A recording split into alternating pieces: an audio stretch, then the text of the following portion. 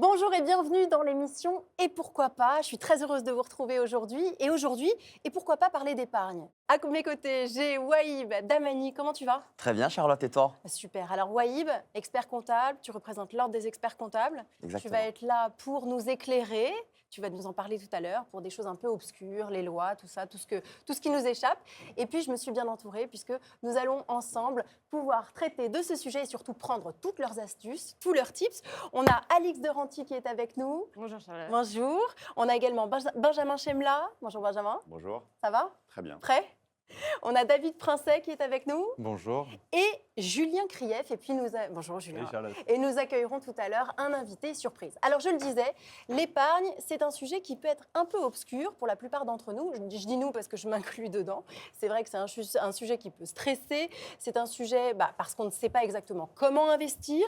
La plupart des gens, moi comprise, on ne place que dans un livret A. Et d'ailleurs, on va se rendre compte que ce n'est pas forcément positif parce qu'apparemment, le taux du livret A est inférieur à l'inflation. Donc on a tendance à perdre de l'argent. Donc aucun intérêt, tu me le confirmeras. On est d'accord. On en parlera.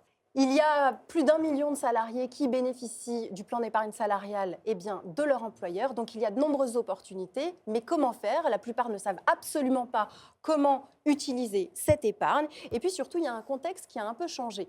Il y a la loi Pacte de 2019, puis la loi Partage de la valeur de 2023 qui rendent maintenant obligatoire de mettre en place un système d'épargne salariale pour les entreprises de plus de 11 salariés. Donc tout ça, ça va créer pas mal d'opportunités pour tous. Mais comment faire pour avoir les bonnes astuces, pour savoir comment placer, où placer, quand placer? Donc nous avons réuni autour de cette table et sur ce plateau des experts, des spécialistes pour nous parler d'épargne, d'investissement. Et on va démarrer tout de suite avec Alix. Comment est-ce que tu vois ce secteur et est-ce que tu peux nous partager tes astuces et tes tips? Alors, aujourd'hui, avant de parler d'épargne, il faut connaître sa capacité d'épargne, D'accord. capacité à épargner. Donc, la première étape dans celui-là, c'est de pouvoir faire son budget et d'identifier le superflu, donc ce qu'on peut mettre de côté. Ensuite, le deuxième point, c'est de pouvoir faire des projets, de se projeter en disant qu'est-ce que j'ai envie de faire, que ce soit d'acheter une voiture, acheter une résidence secondaire ou épargner pour ma retraite. Et en fonction de ces différents projets, je les analyse D'accord. sous 4 points. L'horizon de placement, donc évidemment ma retraite plus ou moins loin selon mon âge, la liquidité, donc la capacité à disposer de cet argent plus ou moins rapidement, le rendement, donc le revenu que je veux en tirer tous les ans, et la volatilité, donc la fluctuation de l'investissement que je vais faire. Une fois que j'ai analysé pour chacun de ces projets ces 4 paramètres-là, je choisis une enveloppe fiscale adaptée et je choisis une classe d'actifs adaptée. Tout ça me paraît quand même très, très compliqué à comprendre. J'aimerais bien que vous me donniez des petites astuces. Par exemple, si on parle d'investissement immobilier, je m'adresse à toi. Comment est-ce qu'on fait? Vers quoi on se dirige? Par exemple, on en parlait tout à l'heure, la résidence secondaire, est-ce qu'on doit l'acheter? Est-ce qu'on ne doit pas l'acheter? Ces murs, quand on est entrepreneur, on les achète. Comment on fait? Écoute Charlotte, c'est vrai que le premier investissement immobilier préféré des Français, qui reste la seule niche fiscale, je le dis, la seule niche fiscale, c'est l'achat de sa résidence principale, sa D'accord. RP. C'est-à-dire que vous achetez votre résidence principale, vous la revendez dans 1 an, dans 2 ans, dans 10 ans, vous avez fait une plus-value, vous n'êtes pas imposé. Donc évidemment, les taux augmentent. Tout le monde se cristallise sur les taux en disant mon crédit qui me coûtait 100 000 euros sur 20 ans l'année dernière, il va me coûter 160 ou 170 000. Mais ça n'est pas figé dans le marbre. Vous pouvez très bien renégocier dans 1 an ou 2 quand les taux auront rebaissé. Votre crédit, vous pouvez signer aujourd'hui un crédit immobilier à 4% et renégocier dans 2 ans quand il sera redescendu sur des taux aux alentours de, je ne sais pas, 2, 2,5, mais Tu vois, certainement ça, pas comme avant. On n'ose pas forcément le faire. Enfin, moi, je le vois, hein, je ne suis pas du tout dans votre business.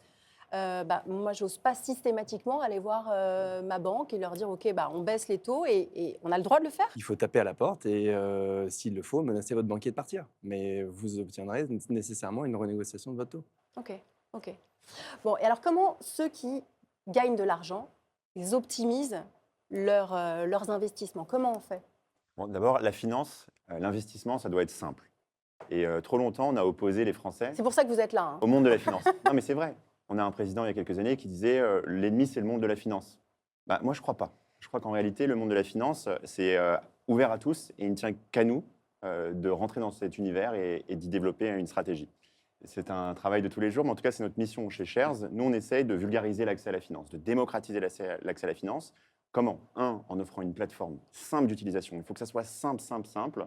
Deuxièmement, avec différentes typologies d'actifs liquides, donc c'est-à-dire des actions, des paniers d'actions qu'on appelle des ETF. Si on n'est pas expert et qu'on ne sait pas exactement dans quelle action investir, l'ETF, c'est l'instrument. C'est par exemple un ETF qui va répercuter un indice, le CAC 40, les 40 meilleures participations françaises. Et on va avoir un petit peu de chacun, un patchwork. Oui, c'est un patchwork, puis, c'est un petit panel de voilà. tout ce qu'il y a de meilleur. C'est ce qu'on appelle un panier d'actions. Donc, au lieu de savoir le lundi matin laquelle il faut acheter, laquelle il faut vendre, on va investir dans un ETF et être sur du long terme. Et on va avoir des performances qui sont moins hautes que la meilleure action, mais évidemment moins basse que la moins bonne action en termes de C'est une performance. prise de risque qui est limitée, en fait. Ça limite la prise de risque. Ok. Et de façon à périmètre constant sur, disons, 5-10 ans, un ETF va offrir entre 8 et 10% par an. Donc, c'est quand même assez intéressant comme placement. Ok. Donc, il faut des produits simples, il faut des enveloppes fiscales. On parlait tout à l'heure d'enveloppes fiscales. Il y a le PEA.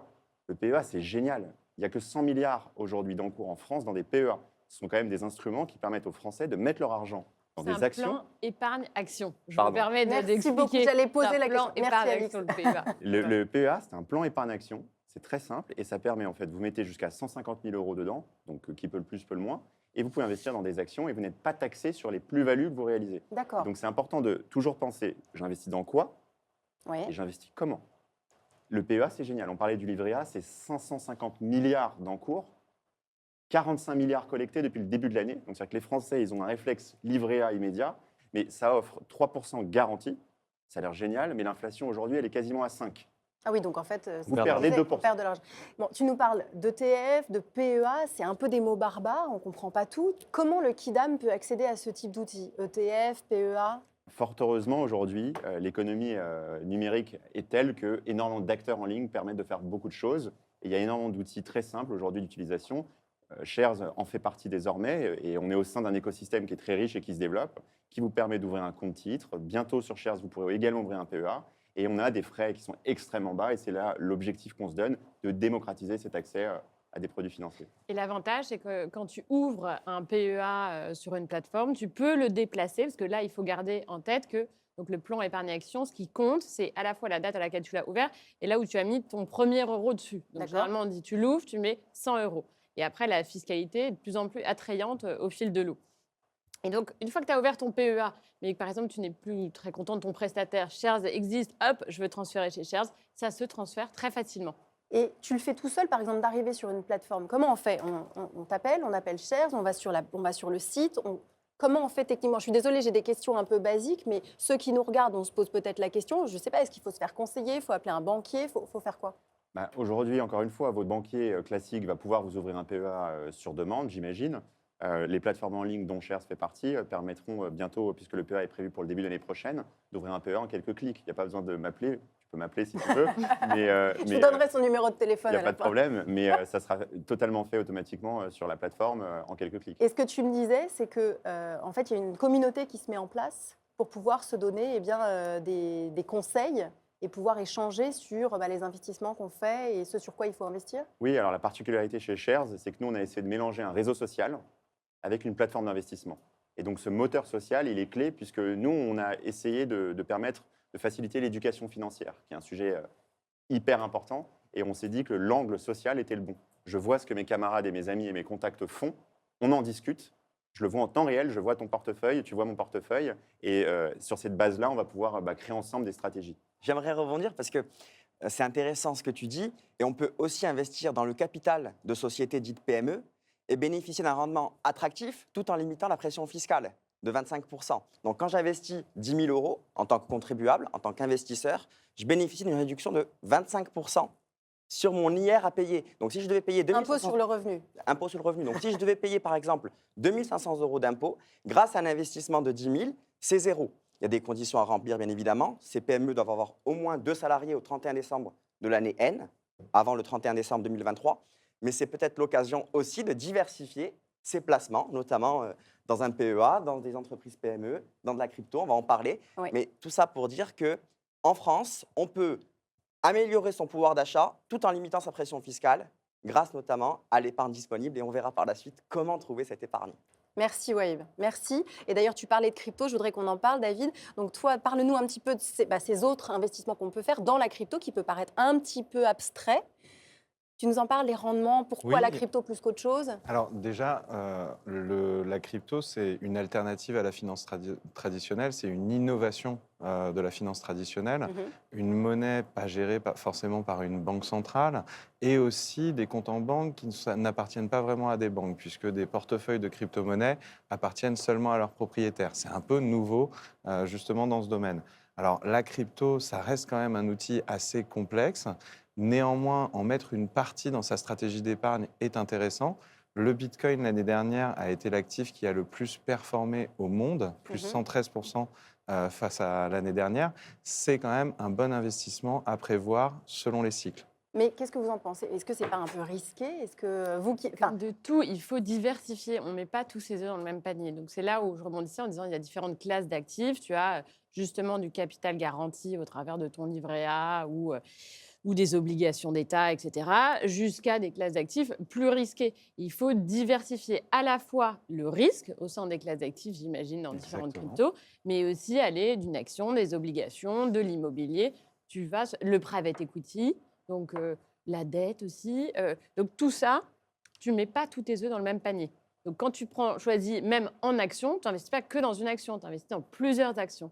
Pareil pour les cryptos et ainsi de suite. et en fait, dernière question, enfin, les gens, toi tu gères des grosses fortunes, les gens qui ont beaucoup d'argent et qui gagnent très bien leur vie comme ça, ils diversifient, c'est-à-dire qu'ils investissent aussi en crypto, ils C'est la investissent en règle immobilier. numéro 1. La règle numéro 1. Ok, donc diversifier. Le livret A, on oublie. On se penche sur les nouvelles plateformes. On pense à ce nouveau type de business. Et puis, on achète sa résidence principale. Mais pas que, j'arrête. Mais pas que. En effet, bah oui. Non, mais c'est vrai que l'investissement immobilier peut être parfois un parcours du combattant. Il faut trouver le bon bien.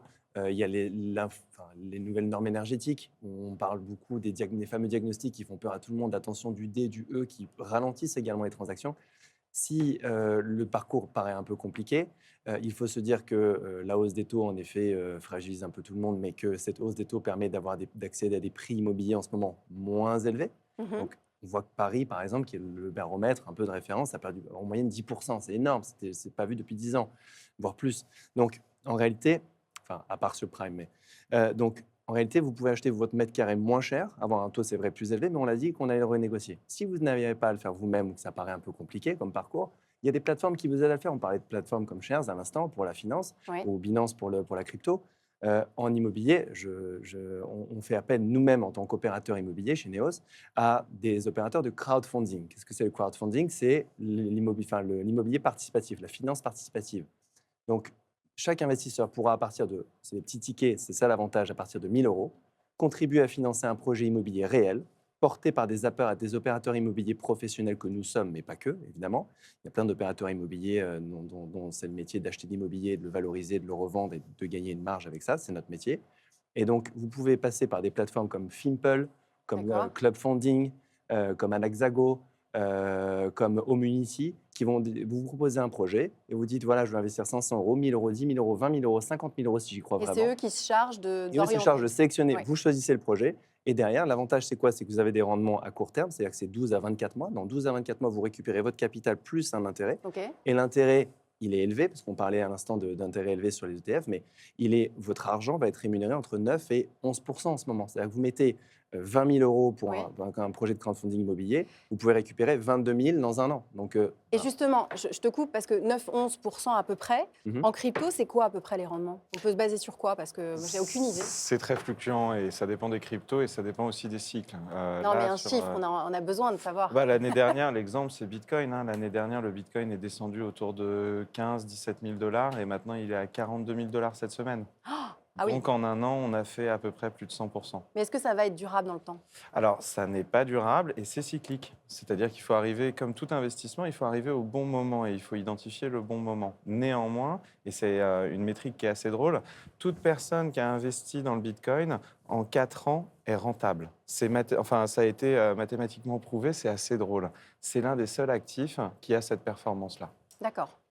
Bon, alors on l'a bien compris. Quand on a de l'argent, on peut l'investir, mais attention, il faut l'investir bien, diversifié, j'ai bien retenu. Et puis surtout, donc, on a ici des exemples d'immobilier, on a des actions dans différents styles avec ces plateformes dont tu nous parlais. On a la crypto et puis on a des investissements un peu plus carrés, un peu plus ancestraux, je dirais. Alors, sans dire ancestraux, parce que on n'est pas, c'est pas le sujet. Non, mais en revanche, une fois qu'on a diversifié, il faut aussi apprendre à faire confiance. À faire confiance à des personnes dont c'est le métier de Ouais. gérer. Donc, soit justement, on fait confiance à ses amis via Cherge, soit on fait confiance à ce qu'on appelle les asset managers, donc qui gèrent pour vous et qui vont sélectionner, par exemple, si on parle d'actifs que uniquement des actions, ils vont sélectionner les actions qui, selon eux, vont le mieux performer dans le marché. Donc ça, ce sont des fonds d'investissement. D'accord. Chez O2 BHF Asset Management, donc, nous avons sélectionné des actions et qu'on gère dans la durée pour des clients. Et là, l'avantage, c'est qu'on peut très bien acheter juste une part, donc Mais c'est 1000 quoi euros, Ouais. 1000 euros Ouais. d'un fonds, et là, qui va être investi dans 30 lignes actions en direct. D'accord. Donc c'est l'avantage. On répond Donc, ça aux peut deux être 1000 premières euros. règles. On peut démarrer. La diversification, pour 1000 euros, Ok. 30 lignes, 30 actions en direct. Et en plus, on fait confiance à quelqu'un dont c'est le métier. Merci Alix. Gérant d'actifs. Merci, tu nous parles de confiance. Justement, nous, on a confiance en un seul homme. Il va nous reparler de cette loi partage de la valeur qui a été mise en place en 2023. C'est tout de suite, l'expert nous éclaire.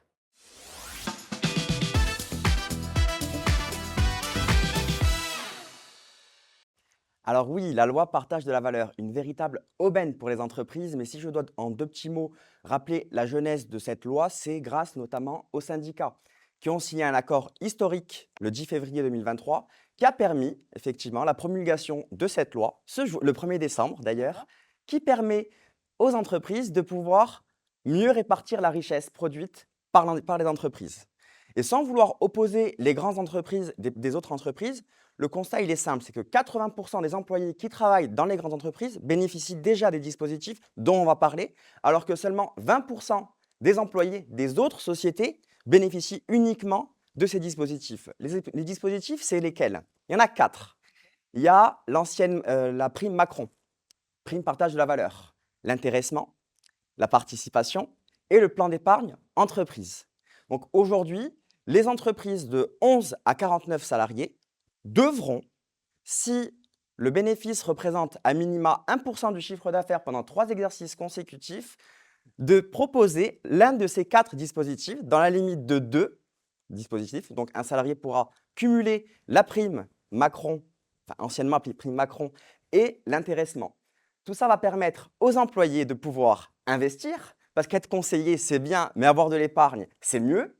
Et aujourd'hui, la société veut encourager les entreprises à distribuer pour fidéliser, de sorte à ce que les employés puissent être heureux, épanouis dans l'entreprise qui fait grandir tout l'écosystème.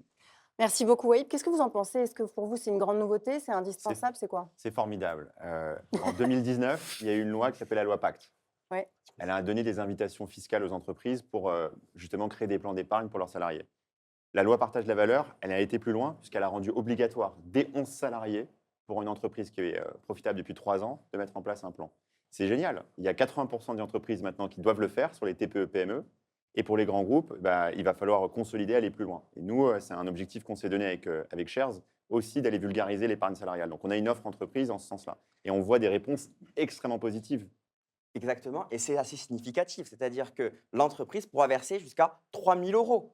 3 000 euros sans payer des charges sociales. Oui, donc c'est un vrai plus. Et le salarié ne sera pas imposable. Donc ça figurera dans son revenu fiscal de référence et il aura un meilleur dossier pour les banquiers, s'il souhaite par exemple renégocier son crédit, tout en ne payant pas l'impôt sur le revenu. Donc une véritable aubaine pour les contribuables. Je vous vois acquiescer, ça vous paraît non, cohérent je- avec je- le business? Non, mais tout à fait. Chez Neos et les autres entreprises du groupe que j'ai le plaisir de diriger, on a été briefé justement sur ces nouvelles obligations et en effet, c'est extrêmement bien reçu. Le problème, nous, en tant que chef d'entreprise, c'est qu'il est vrai qu'on ne sait pas trop par où pour commencer, comment ça fonctionne. Évidemment, on est accompagné par des c'est la question, oui. experts comptables Oui. et autres, mais c'est vrai que les supports qui sont proposés étaient jusque-là un peu restreints. C'est pour ça que je suis content d'entendre aujourd'hui parler Alix et Benjamin sur les différents supports qui sont, si j'ai bien compris, qui vont être ouverts à l'épargne salariale et autres, parce que c'est vrai que nos salariés nous ont demandé, OK, mais si c'est pour avoir un livret A et perdre de l'argent, ça ne m'intéresse pas. Et en effet, le fait de leur dire que leur argent, l'épargne salariale et autres, et tous les dispositifs pourront être placés sur des supports assez performants et qui, la plupart du temps, vont laisser dormir et fructifier, je trouve ça intéressant et ça a été extrêmement bien reçu chez nous. Voilà, donc c'est Et pour être encore plus concret, cette loi, elle pourrait être mise en place à compter du 1er janvier 2025 si les comptes des entreprises en 22, 23 et 24 dépassent 1% du chiffre d'affaires. Donc concrètement, en 2025, les salariés devront être gâtés si l'entreprise a atteint ce niveau de performance commerciale. Est-ce Mais- qu'on peut le placer ouais. dans les bitcoins, par contre, ou pas? Alors, Un peu compliqué pour le moment, je crois, hein. Pourquoi Si ça part sur des PER ou des choses comme ça va être compliqué. Mais si l'argent est directement donné sur votre compte en banque, oui, totalement. D'accord. Ok. En fait, le salarié, avec le mécanisme du bonus qu'il reçoit chaque année, dans le cadre d'un plan d'intéressement, il peut décider entre laisser l'argent qu'il récupère sur un plan, Pour dans que le ça plan ça fructifie. seulement, exactement, et c'est le plan d'épargne entreprise, c'est bloqué 5 ans minimum, le plan d'épargne retraite, c'est jusqu'à la retraite, Voilà. et ensuite, à l'intérieur du plan, on peut avoir des fonds, uniquement des parts de fonds. Nous, avec Shares, on lance notre offre et on est heureux d'avoir parmi les fonds qu'on propose les produits Odo. Donc, c'est ça notre partenariat avec Odo qui est notre partenaire. Et donc, ça, c'est une super chance. Et donc, ça reste à l'intérieur du PER et ça performe et ce n'est pas fiscalisé. En revanche, si on le sort après 5 ans, Fiscalisé. on peut avoir sur son compte courant l'argent qu'on a sorti, l'investir en crypto, l'investir en Il faut le immobilier. sortir d'abord. Si on le sort avant, Vous c'est serez possible, fiscalisé. mais à ce moment-là, on est fiscalisé. Ok, Du coup, bon. en 2030 pour le Bitcoin. Pardon. Du coup, vous investirez en 2030 avec ce produit pour le On Bitcoin. attend, ça Voilà. va être très rapide. On va Ok. poursuivre maintenant. Merci beaucoup, Wei, pour T'en ces prie. précisions. c'est à vous. Alors, on parle de placement, on parle d'épargne, on parle de tout ça, mais est-ce qu'il n'y a pas des fraudes sur le business? Parce qu'on ne sait pas, on peut peut-être investir dans des choses qui ne ramènent pas d'argent, ou on peut perdre son argent. Comment faire en sorte de placer l'argent au bon endroit? Est-ce que vous avez des astuces? Parce que faudrait qu'on aide toutes ces personnes à justement pas faire de bêtises. Je pense qu'il faut d'abord regarder l'institution financière avec laquelle on va contracter. Il D'accord? faut regarder son pays d'origine, est-ce qu'elle est régulée, est-ce qu'on est bien face à une plateforme régulée dans un pays européen, etc. Pour déjà aller chercher un gage de confiance. Est-ce que c'est une plateforme Et ça se trouve où, ces infos? Alors, généralement, ce sont dans les mentions légales du site, c'est mis en avant sur les différentes plateformes. Et je pense que c'est important de savoir qu'on est dans un environnement qui est encadré. On a aujourd'hui un régulateur en France qui est très vigilant, l'AMF, pour ce qui est des marchés financiers, et l'ACPR pour le bancaire, qui supervise des activités comme celle de Binance, qui supervise des activités comme celle de Shares, et évidemment qui supervise et accompagne des entreprises comme Odo. Donc, d'abord, il faut faire confiance à nos régulateurs qui sont très vigilants et donc aux opérateurs qui sont sous leur supervision. Et ensuite, je pense qu'il faut être dans une logique de diversification, donc jamais mettre tous ses œufs dans le même panier. Et j'aime beaucoup l'expression et je pense qu'elle est très juste. Et du coup, y aller peut-être progressivement et développer son portefeuille ou ses investissements sur une plateforme ou un projet. Exactement, et l'expression, effectivement, Alix, c'est très juste. Et au-delà de cette expression, ce qu'il faut aussi retenir surtout, c'est que des plateformes qui proposent des rendements exceptionnels à x2, x3, plus 50%, plus 100%, c'est souvent, malheureusement, frauduleux. Et beaucoup d'épargnants, parfois, parce qu'ils ne sont pas suffisamment bien entourés, bien conseillés, se retrouvent avec une perte. Donc soyons vigilants et sollicitons ces professionnels qui savent de quoi ils parlent et qui sauront nous aiguiller sur nos placements. Alors, David Princet, quelques conseils pour éviter les fraudes? C'est comme le sport, hein. Plus tôt on s'y met, mieux on s'y connaît. Et donc, en fait, l'épargne, il y a beaucoup de personnes qui ont entre 20 et 30 ans. Peut-être que l'épargne, ce n'est pas forcément leur cible, mais en fait, plus tôt on s'y met, plus on participe à avoir une épargne qui se construit. Mais en plus, on emmagasine des connaissances. Et ce qui est intéressant, et moi, ce que je trouve très intéressant aussi avec toi, Alix, c'est que on le voit, on a tous fait des études, pourtant, on ne connaît pas très bien la finance, et c'est un domaine qui reste encore Très très obscur. obscur pour beaucoup de Français. Le livret A, c'est un produit très défensif, de conservation, mais on se rend compte qu'en fait, si on fait le calcul, on perd de l'argent à mettre l'argent dans le livret A. Pourtant, c'est très sécurisé, il n'y a pas de risque. Mais bon, le risque, il est déjà existant, vous perdez à cause de l'inflation. C'est mécanique, ouais. Donc, il faut apprendre à prendre un peu de risque, à faire des opérations. C'est sûr que si vous achetez un bien immobilier entre vos 20 et 30 ans, l'acheter le deuxième, le troisième, le quatrième dans votre vie sera plus facile, vous aurez mieux compris, etc. Et c'est la même chose pour les cryptos, pour les actions et pour les différentes choses. Je pense que c'est une éducation et une discipline à commencer au plus tôt pour mieux comprendre. Et tu parlais tout à l'heure de la loi Pacte, effectivement. Depuis la loi Pacte, donc depuis 2019, le 23 mai 2019, la fiscalité, c'est 30% sur les gains. Ouais. Donc c'est 30% net sur tous les gains bruts que réaliseront les épargnants sur le marché boursier et Alors, bancaire? on le voit, c'est une vraie expertise. On n'a pas tous et toutes cette expertise parce qu'on ne peut pas forcément commencer tôt, parce qu'on n'a pas les moyens et puis qu'on ne s'y intéresse pas.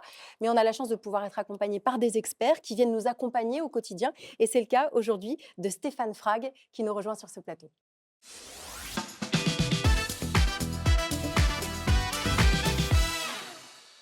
Bonjour. Bonjour Stéphane. Bonjour. Bonjour, Bonjour. Stéphane. Merci pour l'invitation. Bonjour. Alors, on t'écoute pour nous parler de tout ça. Comment tu nous accompagnes? Qu'est-ce que tu fais pour accompagner les personnes qui ont envie d'investir mais qui ne savent pas comment? Alors, c'est une bonne question. Alors, important, hein, donc Alix, par exemple. Donc, nous ne sommes pas des conseils en investissement. Par contre, on est là pour en fait apporter un réseau dédié d'experts autour de l'entrepreneur et de la famille ou de l'investisseur privé qui se pose tout un tas de questions. J'ai suivi avec attention ce que vous disiez tout à l'heure. Donc, c'est vrai qu'aujourd'hui, quand on est entrepreneur, moi, je n'arrête pas de le dire. Quand on crée une entreprise, souvent l'entrepreneur est concentré sur sa boîte, le fait qu'elle se développe. Et donc, en fait, il vient à se poser les questions du patrimoine, à mon sens, trop tard. Pour Mhm. moi, quand on crée une entreprise, le patrimoine démarre dès le premier jour de l'entreprise. C'est un patrimoine qui n'est pas liquide parce que l'entrepreneur est à la tête de sa boîte. Je prends un exemple très simple. Aujourd'hui, vous achetez un appartement, vous investissez dans un appartement. L'appartement, tant que vous l'avez et qu'il n'est pas vendu, l'argent n'est pas liquide. C'est la même chose pour une entreprise. Tant que l'entreprise n'est pas vendue ou qu'il y a un autre actionnaire auquel est cédé en partie par l'entrepreneur, eh bien, en fait, elle n'est pas liquide. Mais il faut s'en occuper parce que ça peut avoir des conséquences ou ça peut avoir des sujets qui peuvent être assez importants quand on veut transmettre ou quand on veut développer son entreprise. Donc, dès le début, il faut avoir toujours les bons experts, ne pas avoir peur de poser des questions. Et donc, nous, on est là pour mettre à disposition, dont Alix fait partie avec Odo, par exemple. Donc, en fait, nous, on est là pour mettre à disposition à Elle est partout, Alix. l'entrepreneur. Voilà, elle est partout, c'est vrai. On leur met à disposition, en fait, tout un tas d'experts. Donc, c'est évidemment les banquiers privés, donc les experts comptables. Nous avons les avocats pour la partie fiscalité patrimoniale, les notaires, donc les banques privées, évidemment, les sociétés d'investissement et les associations de professionnels qui sont là pour réguler un petit peu ces marchés. Vous parliez tout à l'heure d'arnaque, hein. Voilà, donc il y a normalement des régulateurs qui sont là pour essayer de quantifier un petit peu tout ça et d'encadrer un petit peu tout ça. Alors Stéphane, comment est-ce qu'on peut découvrir vos expertises? Alors nous, c'est très simple. On est donc sur Internet comme beaucoup de boîtes. Donc on communique pas mal sur les réseaux sociaux. Et donc en fait, quand on est entrepreneur, donc moi je vais me concentrer un peu là-dessus. Quand on est entrepreneur à tous les stades de croissance, on a créé sa boîte ou alors ça fait 5 ou 10 ans, eh bien en fait, vous pouvez venir à certains événements qu'on organise pour eux, dédiés. Donc ils sont soit des petits événements entre 10 et 20 personnes ou des plus gros qui sont au-delà de 400 ou 500 personnes. Et donc en fait, on va donner à l'entrepreneur à disposition un certain nombre d'experts selon les problématiques qu'il a. Voilà. Un petit mot de synthèse pour tous, si on devait résumer un petit peu ce qu'on s'est dit. Alix, Alors, donc, en France, le nerf de la guerre en premier lieu, c'est la fiscalité. ok. Donc, il faut bien y penser. Ensuite, en fonction, donc, comme disait Benjamin, il y a le contenant et Oui, le contenu. Le contenu, c'est la classe d'actifs. Et donc là, on représentait pas mal de classes d'actifs aujourd'hui. Mais il faut avoir conscience qu'en fonction des contenants, on a une fiscalité qui est plus ou moins attrayante. intéressant. Voilà. Ok, super. Un tips, dernier tips Un type, à retenir? moi j'ai bien aimé le mot diversification. C'est un mot qui est important et qui synthétise bien notre présence ici à tous. Et c'est ce que je m'applique et c'est ce que je conseille. Donc, et essayez de vous ouvrir un peu aux actions, de vous ouvrir un petit peu à la crypto-monnaie parce que c'est effectivement une classe d'actifs qui s'impose aujourd'hui et on a un beau représentant ici. L'immobilier évidemment aux côtés de Julien. Et puis les produits Odo sont des bons produits, une petite page de pub, puisqu'ils sont désormais disponibles sur Shares. Donc voilà, la boucle est bouclée. Shares, ok. Bah, on parlait de produits immobiliers, Julien. Bah, écoutez, Le là, dernier petit tips de... non, le dernier petit tips, achetez de l'immobilier, ne vous laissez pas, embarquer par les messages sur la hausse des taux. Si vous le pouvez, bien sûr, si vous avez une épargne suffisante, évidemment, c'est plus dur d'accéder à un crédit. Essayez quand même d'aller acheter de l'immobilier, parce que comme l'a dit David, plus tôt on commence, mieux c'est. Les taux ne sont pas irrémédiables, on l'a dit. Si vous avez un peu d'épargne, après avoir bien sûr Les placé renégocier. voilà, renégocier. N'ayez pas peur. Et sinon, venez nous voir chez Neos, on vous dira, on vous proposera des sujets d'investissement avec des bons rendements ou faites-vous accompagner par des plateformes comme le crowdfunding. C'est bien, ça permet de contribuer réellement et de prendre part réellement à des projets immobiliers indirectement. Merci. David, la Moi, je crypto, on y va? Ah oui, mais moi je pense que On y va maintenant? Oui, alors. Parce qu'il y a là, une question de C'est temporalité. une bonne année. On va avoir un halving sur le Bitcoin. C'est un cycle qui est haussier depuis quelques temps. Ça va continuer normalement pendant un an. Donc là, on est dans un bon moment pour rentrer dans la crypto. Mais je pense que ce qui nous réunit tous ensemble, parce qu'on n'a pas tous les mêmes, on n'est pas sur tous les mêmes secteurs, c'est l'envie d'éduquer les autres à ce secteur financier que nous, on a découvert nous-mêmes Mhm. par nos chemins. Donc, adaptez-vous, faites des actions, ne vous exposez pas trop fort, maîtrisez votre exposition, apprenez et, comme vous l'avez dit, allez voir votre banquier, challengez-le, challengez toutes vos classes d'actifs Et n'ayez pas toutes peur vos de classes challenger. d'investissement. N'ayez pas peur de challenger. sûr. Stéphane, le mot de la fin? Moi, je dirais en fait, pour résumer, pour moi, le patrimoine, en fait, c'est accessible pour tous. C'est l'idée de cette réunion aujourd'hui, enfin de ce plateau, c'est de démocratiser.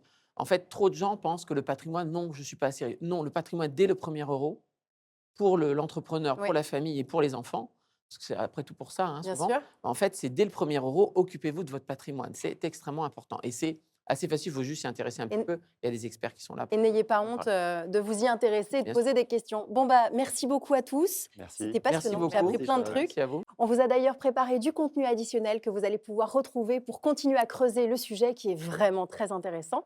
Et puis, nous, on se retrouve à la semaine prochaine, Waïb. Et pourquoi pas? Et pourquoi pas? Pourquoi pas.